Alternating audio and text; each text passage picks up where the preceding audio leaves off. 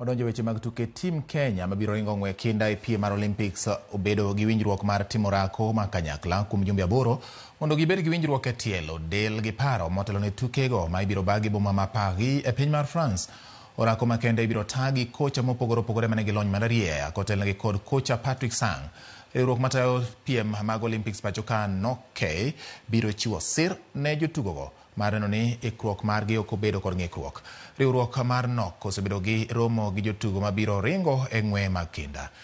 Ng'we kinda mag Olympics ibiro bagi e kind tarik 10 gi 11 dwe mar 8.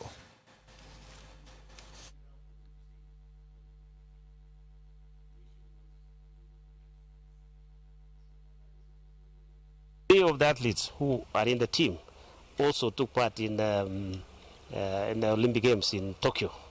One gold medals and one was silver, and they are here, so they really understand what is needed. And in that period, they came together also to train at several times, so that they know that when they are running, they support one another. We have already started a program to assist them in their training in their respective camps, and so we are here to follow up. It's mainly a follow-up mission.